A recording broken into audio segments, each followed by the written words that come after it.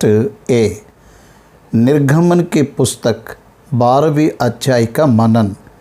इस अध्याय में 51 वचन है। इस अध्याय में इस्राएल मिस्र देश में रहते हुए परमेश्वर ने फसह के बलि का नियम का देने का वर्णन है। फसह के भेड़ को बलि कर कर उसके लोगों को अपने चौखटों पर लगाकर मृत्यु के दूत से बचने संबंधित वर्णन लिखा है। फसह के पर्व को किसी रीति से मनाना, इसके नियम और विधि यहाँ बताया गया है।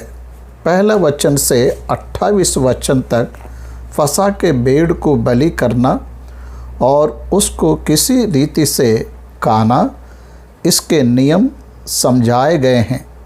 29 वचन से 36 वचन तक मिस्रियों के घर के पहलौठे की मृत्यु, जिससे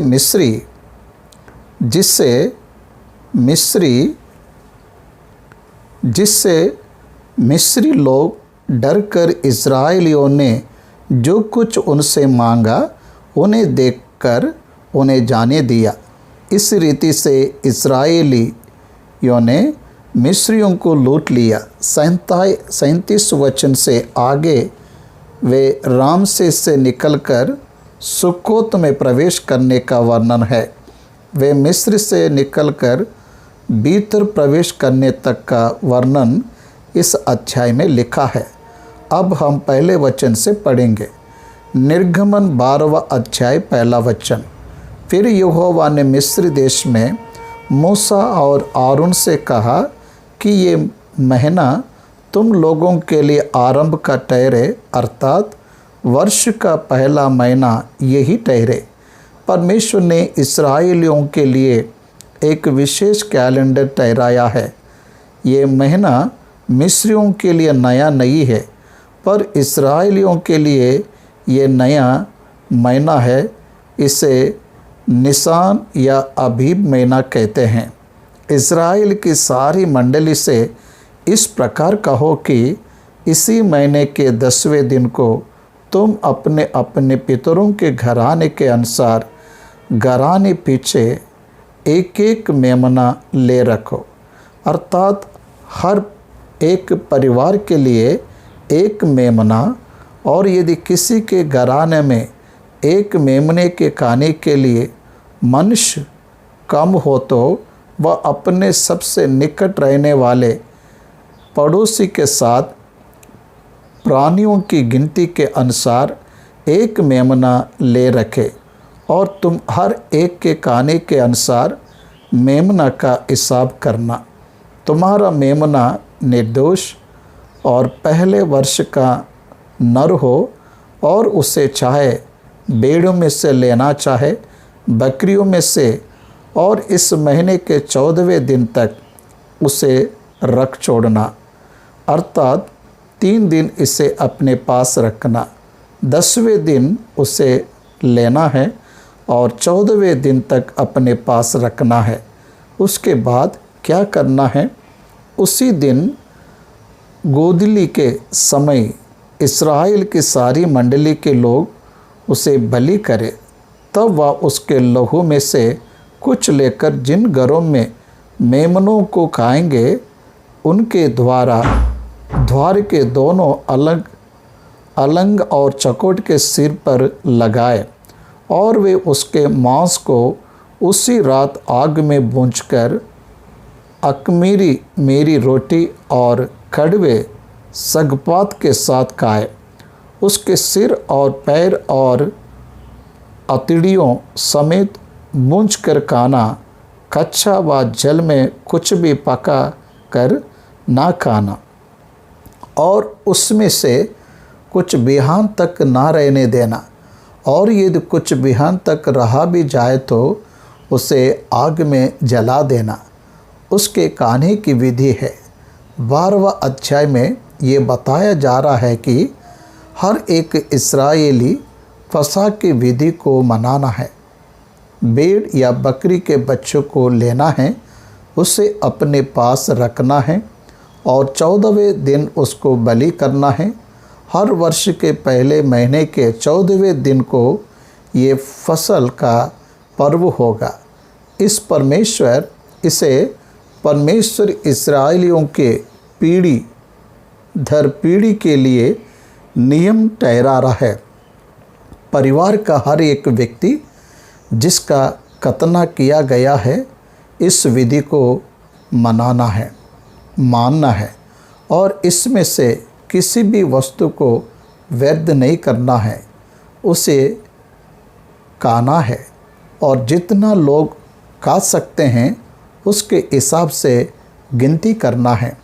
यदि परिवार में खाने वाले लोग कम हो तो अपने निकट के पड़ोसियों को अपने साथ शामिल करना है और उसे अख़मीरी रोटी के साथ खाना है और कड़वे सागपात को उसमें ज़रूर शामिल करना है। कड़वे सागपात इस्राएलियों को गुलामी को दर्शाता है, इसलिए फसह के भोजन में कड़वे सात बात को शामिल ज़रूर करना है। ध्यान दीजिए, ये फसह का पर्व क्या याद दिलाता है? ये याद दिलाता है कि इस्राएली गुलामी के कड़वाहट को छोड़कर मिस्र से निकलकर आए। फसह छुटकारे को याद दिलाता है, कड़वे अनुभवों से छुटकारे को याद दिलाता है, पीड़ाओं से छुटकारे को याद दिलाता है। 11वां वचन में इसे खाने की विधि बताया गया है और इसके खाने की ये विधि है कि कमर बांधे, पाँव में जूती पहने और हाथ में लाठी लिए हुए उसे फुर्ती से खाना, वह तो यहोवा का पर्व होगा। 1 कुरिन्थियों 5वां अध्याय में पौलुस कहता है कि यीशु मसीह जो हमारा फसह है, बलिदान हुआ, जिस घर के चौखटों पर फसह के बलि के मेमने को लहू होगा, उस घर में मृत्यु का दूत प्रवेश नहीं करेगा। ठीक उसी रीति से जिसके जीवन पर यीशु का लहू होगा, उसके जीवन में भी मृत्यु नहीं होगी, नरक की आग से बचा रहेगा। यीशु मसीह के द्वारा दिए जाने वाले चित्र को या मूसा के द्वारा परमेश्वर भौतिक रीति से कर दिखा रहा है। जब तुम उसे खाओगे, कमर बांधे, पाँव में जूती पहने, हाथ में लाठी लिए हुए फुर्ती से खाना। गुलामी से छुटकारा पाते समय इन अनुभवों को उन्हें समझाता है, क्योंकि इस रात को मैं मिस्र देश के बीच में होकर जाऊंगा और मिस्र देश के क्या मनुष्य क्या पशु सबके पहिलौठों को मारूंगा और मिस्र से सारी देवताओं को भी दंड दूंगा। मैं तो यहोवा हूँ। निर्गमन की किताब 3 अध्याय के 14 वचन में जब परमेश्वर मूसा से होरेब पहाड़ पर मिलता है, तब उसने जो नाम प्रकट किया उसी नाम को स्थिर करते हुए लोगों पर प्रकट कर रहा है कि मैं यहोवा हूँ, इसलिए मैं मिस्रियों के देवताओं का न्याय करूँगा। यहोवा ही परमेश्वर है और उसको छोड़ कोई परमेश्वर नहीं। ये बातें लोग जाने, इसलिए परमेश्वर उनकी देवताओं का न्याय कर रहा है। मिस्र या मूर्ति पूजक देश था, जिसके लोग 10 विभिन्न देवताओं की पूजा करते थे। या देवता लोगों को परमेश्वर के पास आने से रोक रहे थे, या उनके बनाए हुए देवता थे पर वास्तविक देवता नहीं थे, इसलिए कि उनके अविश्वास का न्याय चुकाना है। यहाँ परमेश्वर उनके अविश्वास का न्याय चुका रहा है। 10 व्यक्तियों के द्वारा परमेश्वर उनके अविश्वास का खंडन करते हुए आ रहा है। इस्राएल सच्चे और जीवित परमेश्वर को छोड़कर मूर्तियों की पूजा में लगे और अविश्वास के बागी हो गए। ये हम यहाँ देखते हैं। 13 वचन, और जिन घरों में तुम रहोगे उन पर वह लहू तुम्हारे निमित्त चिन्ह ठहरेगा। पुराने नियम में खतना या वाचा का चिन्ह था और यहाँ मृत्यु से बचाव के लिए लहू या चिन्ह के रूप में ठहरा। फसह के मेमने का लहू जब बाहर आ जाएगा वह चिन्ह ठहरेगा।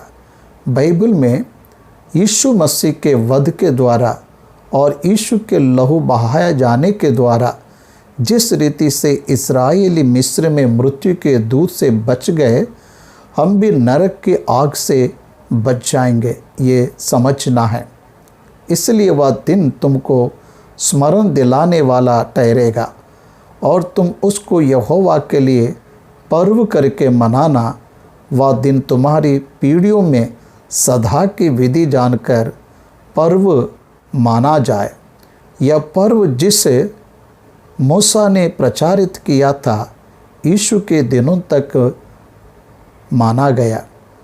7 दिन तक अख़मीरी रोटी खाया करना, उनमें से पहले ही दिन अपने घर में से ख़मीर उठा डालना, वरन जो कोई पहले दिन से लेकर 7वें दिन तक कोई ख़मीरी वस्तु खाए वह प्राणी इस्राएलियों में से नाश किया जाए। और पहले दिन एक पवित्र सभा और 7वें दिन भी एक पवित्र सभा करना। उन दोनों दिनों में कोई काम ना किया जाए, वह परम विश्राम का दिन होगा। इसलिए तुम बिना ख़मीर की रोटी का पर्व मनाना, क्योंकि उसी दिन मानो मैंने तुमको दल दल करके मिस्र देश में से निकाला है। इस कारण वह दिन तुम्हारी पीढ़ियों में सदा की विधि जानकर माना जाए। पहले महीने के 14वां दिन की शाम से लेकर 21वें दिन के सांझ तक तुम अख़मीरी रोटी खाया करना। पहले महीने के 14वें दिन हमारे कैलेंडर के अनुसार 15वां दिन, हिब्रू कैलेंडर के अनुसार शाम को 6 बजे तारीख बदल जाता है। इसलिए यहाँ से 7 से 7 दिन अर्थात 21 दिन पहले दिन को जब फसह के मेमने को बलि किया जाएगा, उसी दिन और आखिरी दिन पवित्र सभा को इकट्ठा और विश्राम करना और प्रभु की आराधना करना। 19वां वचन, 7 दिन तक तुम्हारे घरों में कुछ भी ख़मीर ना रहे, परंतु कोई किसी ख़मीरी वस्तु को खाए, चाहे वह देसी हो चाहे वह परदेसी, वह प्राणी इस्राएलियों की मंडली से नाश किया जाए। अख़मीरी रोटी खाने के लिए कहा गया है। साधारण आटे को गूंदकर उसे ख़मीर बनाने के लिए छोड़ दिया जाता है और उसके रोटी बनाकर खाया जाता है। हम बेकरियों में देखते हैं ब्रेड बनाने के लिए वह तीस्ट नाम के पदार्थ को इस्तेमाल करते हैं। तीस्ट को आटे में मिलाकर कुछ देर रखा जाता है, तब वह फूल जाता है। परमेश्वर ने आज्ञा देता है कि इस रीति से नहीं करना है, परंतु ताज़ा और तुरंत बनाए हुए रोटी को ही खाना है। परंतु रखे हुए आटे की रोटियां नहीं खाना है। इस रीति से उन्हें बताता है। 21वां वचन से आगे फसह के मेमने को किसी रीति से बलि करना और मिस्र का किस रीति से प्रभु नाश करेगा ये बताया गया है। तब मूसा ने इस्राएल के सब पुरनियों को बुलाकर कहा, तुम अपने अपने कुल के अनुसार एक एक मेमना अलग कर रखो और फसह का पशु बलि करना है। मूसा और हारून इस्राएल पुरनियों को संदेश दे रहे हैं, अर्थात कलीसिया के एल्डर्स और समाज के एल्डर्स, उनकी एक विशेष जिम्मेदारी है, वह दूसरे परिवारों के लिए आदर्श बनना है। और उसका लहू जो तसले में होगा, उसमें जुफा का एक गुच्छा डुबोकर उसी तसले में के लहू से द्वार के चौखट के सिरे और दोनों अलंगों पर कुछ लगाना, और भोर तक तुम में से कोई घर से बाहर ना निकले, क्योंकि उस रात मृत्यु का दूत उन रास्ते से जाने वाला है। इसलिए इस्राएलियों का प्रत्येक परिवार दरवाज़ों को बंद करना है और दरवाज़ों के बाहरी भाग पर उस मेमने के लहू को लगाना है। खड़े और आड़े चौखट पर लगाना है। खड़ा और आड़ा चौखट क्रूस को दर्शाता है। क्रूस पर बहाया गया लहू बलि पशु के लहू को दर्शाता है। लहू के बहाए जाने के द्वारा मिलने वाले छुटकारे को इससे हमें समझना है, क्योंकि यहोवा देश के बीच होकर मिस्रियों को मारता जाएगा। इसलिए जहाँ जहाँ वहाँ चौखट के सिरे और दोनों अलंगों पर, द्वारों पर उस लहू को देखेगा, वहाँ वहाँ वह उस द्वार को छोड़ जाएगा और नाश करने वाले को तुम्हारे घरों में मारने के लिए ना जाने देगा। मारने वालों को तुम्हारे घरों में आने नहीं देगा। फिर तुम इस विधि को अपने और अपने वंश के लिए सदा की विधि जानकर मनाया करो। यह दिन यहोवा ने तुम्हें मृत्यु से बचाया है। मृत्यु से बचाव का दिन, मृत्यु के दूत के हाथों से बचाव का दिन के रूप में इसे स्मरण रखना। जब तुम उस देश में जिसे यहोवा अपने कहने के अनुसार तुमको देगा प्रवेश करो, तब वह काम किया करना।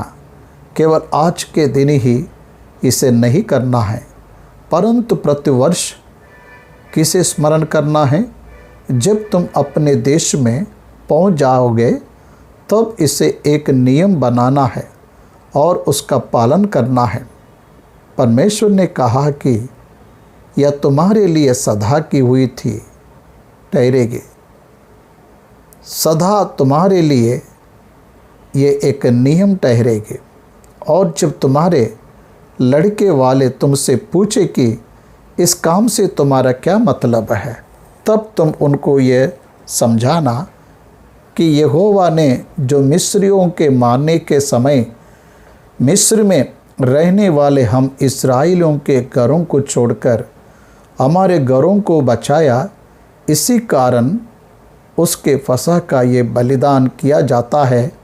तब लोगों ने सिर झुकाकर दंडवत की और इस्राएलियों ने जाकर जो आज्ञा यहोवा ने मूसा और हारून को दी थी उसी के अनुसार किया। परिवार का हर एक मुखिया परमेश्वर की आज्ञा का पालन करना और परमेश्वर की बात है उनकी पीढ़ी दर पीढ़ी को सिखाना और उनका पालन करना। मूसा और हारून ने उन्हें सिखाया। प्रिय भाइयों और बहनों, हर एक परिवार का मुखिया उसे अपने परिवार को परमेश्वर के नियम और विधियां मानना सीखना है। मूसा और हारून ने उन्हें इसी रीति से तैयार किया कि वे अपनी पीढ़ियों के लोगों को ये बातें सिखाए। 29वां वचन से 36 वचन तक परमेश्वर मृत्यु के दूत को मिस्र में भेजने की घटना दिखती है। और ऐसा हुआ कि आधी रात को यहोवा ने मिस्र देश में सिंहासन पर विराजमान वाले फिरौन से लेकर गड्ढे में पड़े हुए बंधुओं तक सबके पहिलौठों को वरन पशु तक के सब पहिलौठों को मार डाला। यहाँ यह दिखता है कि परमेश्वर ने स्वयं ही उन्हें मार डाला। यहोवा ने स्वयं ही उन्हें मार डाला। जीवन देने वाला परमेश्वर यहाँ पर जीवन देने वाले के रूप में, लेने वालों के रूप में दिख रहा है। और फिरौन रात ही की उठ बैठा और उसके सब कर्मचारी वरन सारे मिस्र उठे और मिस्र में बड़ा हाहाकार मचा, क्योंकि एक भी ऐसा घर ना था जिसमें कोई मरा ना हो। तो फिरौन ने रात में मूसा और हारून को बुलवा कर कहा, तुम इस्राएलियों समेत मेरी प्रजा के बीच से निकल जाओ और अपने कहने के अनुसार जाकर यहोवा की उपासना करो। अपने कहने के अनुसार अपनी भेड़ बकरियों और गाय भेड़ों को साथ ले जाओ और मुझे आशीर्वाद दे जाओ। उसी रात को उन्हें निमंत्रण दिया गया। उसी रात को मूसा और हारून बुलवाए गए। जैसा तुमने कहा वैसे ही तुम करो, जैसा तुम्हारे परमेश्वर ने तुम्हें आज्ञा दिया वैसे ही करो। अब तक मैंने तुम्हें रोका, मुझे क्षमा करो और मुझे आशीर्वाद दो। मैंने तुम्हारे परमेश्वर की बात को नहीं माना और मेरे देश पर जो विपत्ति आई उसका कारण भी मैं ही हूँ। ये वह मान लेता है और क्षमा मांगता है। और उसने हमसे कहा, जैसा तुमने कहा अपने पशुओं के झुंड को भी साथ में ले जाओ। और मिस्री जो कहते थे कि हम तो सब मर मिटें, उन्होंने इस्राएली लोगों पर दबाव डालकर कहा कि देश से झटपट निकल जाओ। जब परमेश्वर का निर्णय का समय आया, परिस्थितियां उनके अनुकूल बदल गई। यदि आप विश्वासी है तो यह ध्यान में रखिए, जब परमेश्वर का समय आएगा, परमेश्वर आपके जीवन में परिस्थितियों को बदल देगा। आपके जीवन में चाहे कितनी भी रुकावट हो, प्रभु उसको दूर करेगा। परमेश्वर आपकी ओर से महान कामों को कर सकता है। मैं आपसे आग्रह करता हूँ कि परमेश्वर पर आधारित रहो और उस पर विश्वास रखो। मिस्र में ऐसा एक भी घर नहीं था जहाँ पर लाश नहीं थी। फिरौन कितना कठोर था और मिस्री कितने कठोर थे। इतने पहनकर भी विपत्ति आदेश पर, इतने विपत्तियां आने के बाद भी उन्होंने मन नहीं फिराया। इतना कठोर थे कि बात को सुनने को तैयार नहीं थे। 33वां वचन में वे उन्हें निकल जाने के लिए दबाव डाल रहे हैं। इस्राएलियों के लिए ये आश्चर्य करने वाली घटना थी और उन्होंने जाना कि ये काम यहोवा ने ही किया है। जिन मिस्रियों ने इनको गुलाम बनाकर कठिन सेवा लिया था, वे ही अब यहाँ से निकल जाने के लिए विनती कर रहे हैं। जिन्होंने विरोध किया वहीं निकल जाने के लिए विनती कर रहे हैं। परमेश्वर ने किसी रीति के परिस्थितियों को बदला। ये जब हम देखते हैं तो आश्चर्य होता है। तब इस्राएली लोग अपने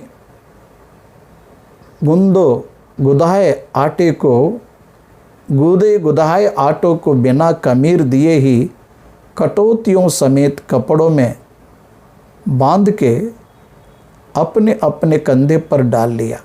और इस्राएलियों ने मूसा के कहने के अनुसार मिस्रियों से सोने चांदी के गहना और वस्त्र मांग लिए। जिस रीति से परमेश्वर यहोवा ने 11वां अध्याय 3 वचन में कहा कि मैं मिस्रियों को इस्राएलियों पर दयाल करूँगा, वह वचन यहाँ पूरा होते हुए दिख रहा है। 36 वचन में यहोवा ने मिस्रियों को अपनी प्रजा के लोगों पर ऐसा दया किया कि उन्होंने जो जो मांगा वह सब उनको दिया। इस प्रकार इस्राएलियों ने मिस्रियों को लूट लिया। वास्तव में इस्राएली होने चोर लुटाता हुआ उनके स्वयं की संपत्ति थी, क्योंकि मिस्रियों ने जो इस्राएलियों के पास से लूटा था उसे ही इस्राएलियों ने वापस ले लिया। परमेश्वर उनका न्याय चुका रहा है। परमेश्वर इस्राएलियों को संपन्न करके ले आ रहा है। उत्पत्ति की किताब 15वें अध्याय 19वें वचन में परमेश्वर ने जो अब्राहम से वादा किया था कि वे बहुत धनवान होकर वापस लौट जाएंगे, वह प्रतिज्ञा यहाँ पूरा होते हुए दिख रहा है। एक समय गुलाम थे, एक समय कंगाल थे, लेकिन इस समय सब कुछ प्राप्त कर रहा है। वह लौट आ रहा है। जब यीशु गुलाम से बाहर आए, धनवान होकर निकल कर आए, स्वतंत्र होकर जा रहे हैं। यीशु मसीह पर जो विश्वास करते हैं और संसार से अलग होते हैं, उद्धार के अनुभव के साथ आशीषित करने के लिए वो तैयार है। परमेश्वर उनको भौतिक रीति से और आत्मिक रीति से भी आशीष देता है। गुलामी से छुटकारा, मृत्यु से छुटकारा और कंगाल पर छुटकारा, स्वेच्छा से आराधना करने का अवसर, उसकी सेवा करने का अवसर प्रभु अनुग्रह करता है।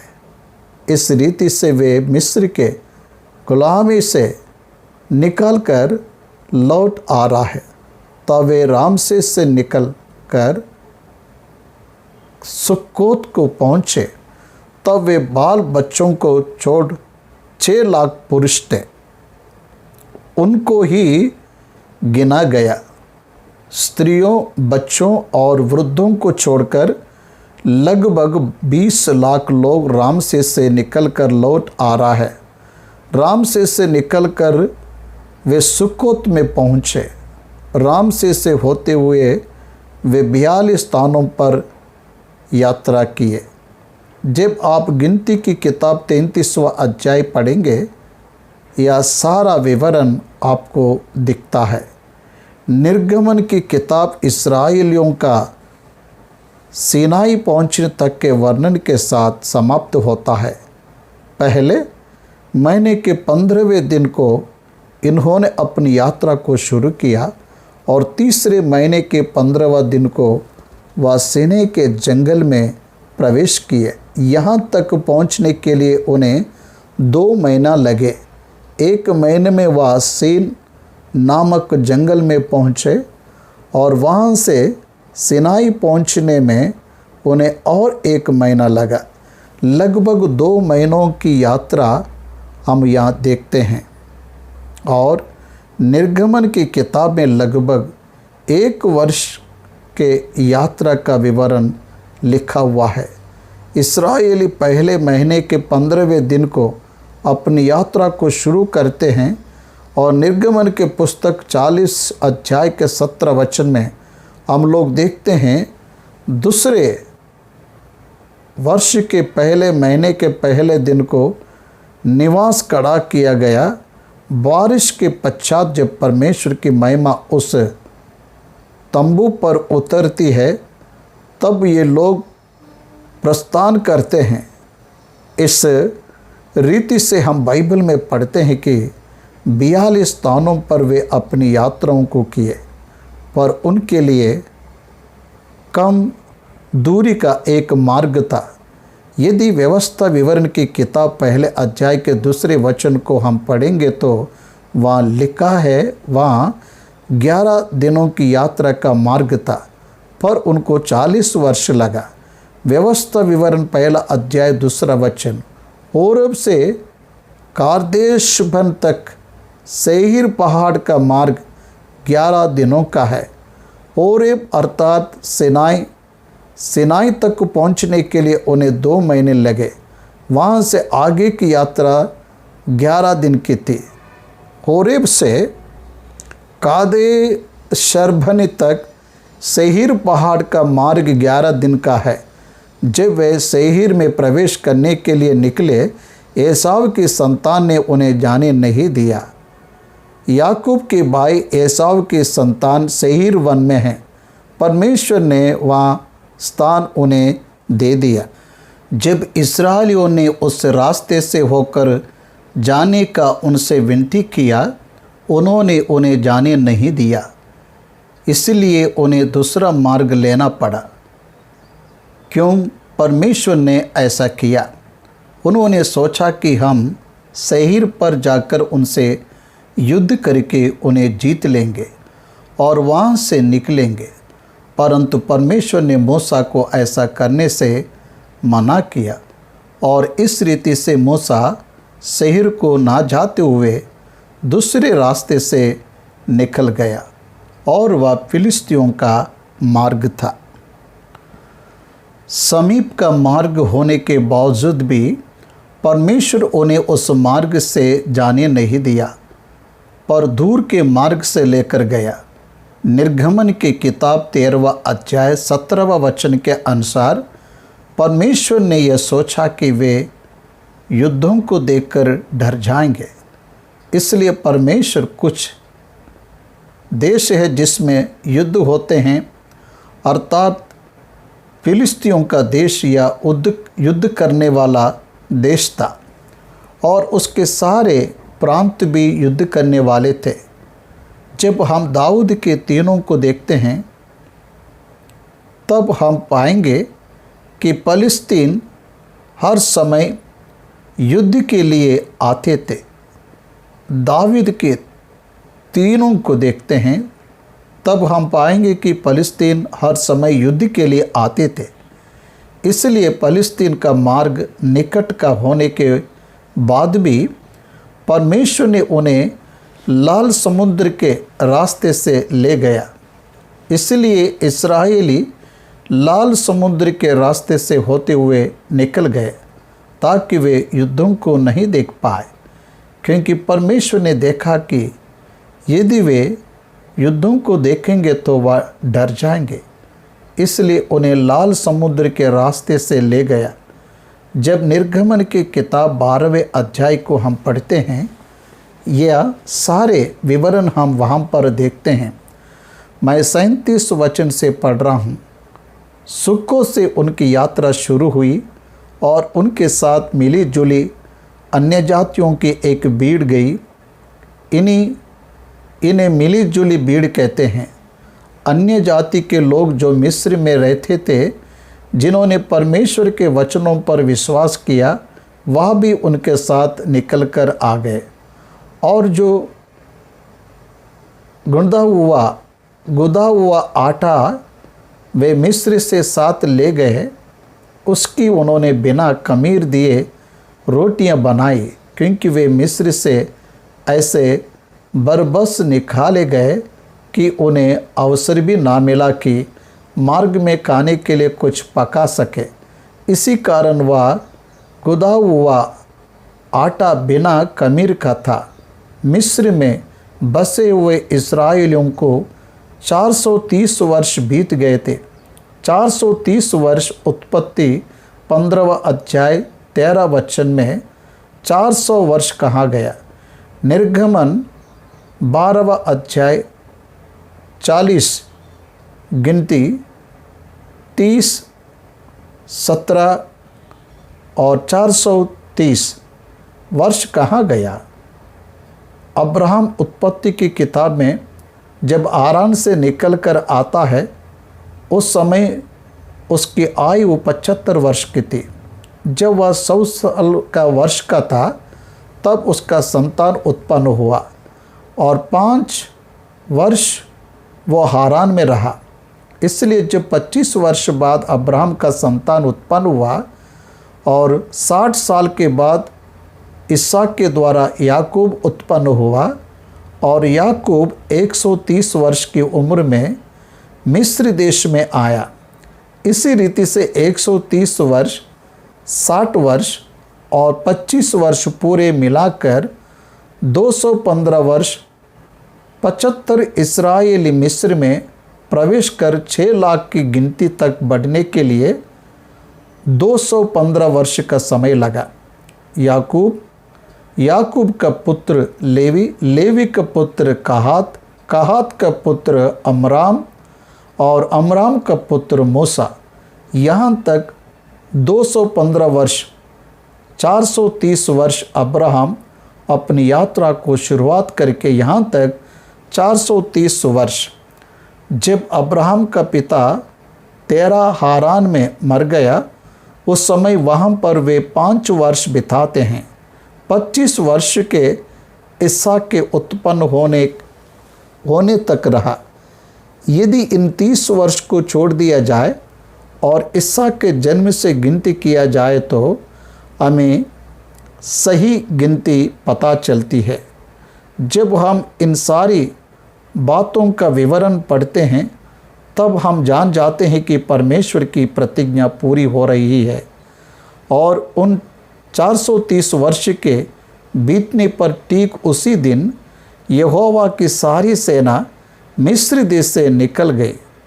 यहोवा की सेना का अर्थ इस्राएली लोग। आप ध्यान दीजिए, बाबुल में 70 वर्ष की गुलाम के बाद श्रेहर्ष राजा के द्वारा एक दिन में उनका छुटकारा। इसलिए सारी बातें परमेश्वर के निर्धारित समय के द्वारा हो रही है, ये हम समझ सकते हैं। 42 वचन, यहोवा इस्राएलियों को मिस्र देश से निकाल आया, इस कारण वह रात को उसके निमित्त मानने के अंतिम योग्य है। यहोवा की वही रात है जिसका पीढ़ी पीढ़ी में मानना इस्राएलियों के लिए अति आवश्यक है। फिर यहोवा ने मूसा और हारून से कहा, पर्व की विधि यह है कि कोई परदेशी उसमें से ना खाए, जिसका खतना नहीं हुआ हो वह ना खाए। इसलिए आज कलीसिया में मसीह की देह और लहू ये फसह के मेमने का प्रतीक है, फसह की विधि का प्रतीक है। नया नियम में कुरिन्थियों की पत्री में भी कहा गया, यीशु का शरीर तोड़ा गया और यीशु का लहू बहाया गया। इसलिए वे लोग भी फसह के मेमने को खाते हैं और उसका लहू उनके छुटकारे का कारण हुआ, उनको मृत्यु से बचाया। उसी रीति से यीशु के शरीर और लोगों के द्वारा हमारा छुटकारा हो रहा है। यीशु का शरीर और लहू के द्वारा हमारा छुटकारा हो रहा है। यीशु के शरीर और लहू को खाने के और पीने के द्वारा हम उसके शरीर में भागी हो रहे हैं। इसलिए परमेश्वर ने उनके लिए ये नियम ठहराया, यही फसह का नियम है। इसलिए कोई अन्य जाति इसमें से ना खाए। इसलिए आज भी जिनका बपतिस्मा नहीं होता है, ऐसे मसीह लोग प्रभु भोज की विधि में शामिल नहीं होते। पर जो किसी का मोल लिया हुआ दास हो और तुम लोगों ने उसका खतना किया हो, वह तो उसमें से खा सकेगा, पर परदेशी और मजदूर उसमें से ना खाए। उसका खाना एक ही घर में हो, अर्थात तुम उसके मांस में से कुछ घर से बाहर ना ले जाना और बलि पशु की कोई हड्डी ना तोड़ना।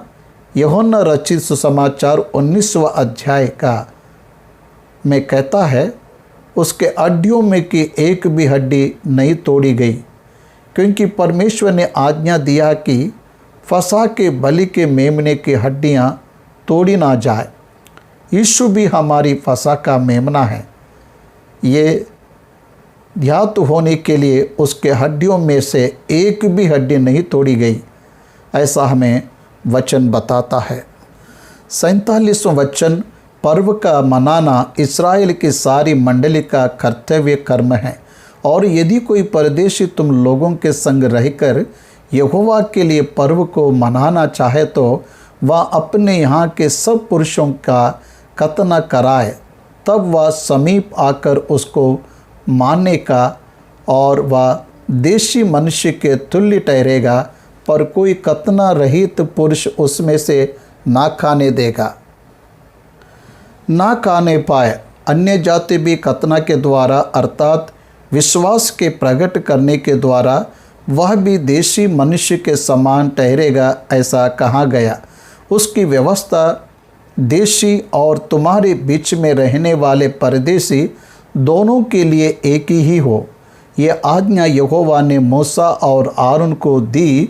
उसके अनुसार सारे इस्राएलियों ने किया और ठीक उसी दिन अर्थात फसह के पर्व के पश्चात यहोवा ने इस्राएलियों को मिस्र देश से दल दल करके निकल ले गया।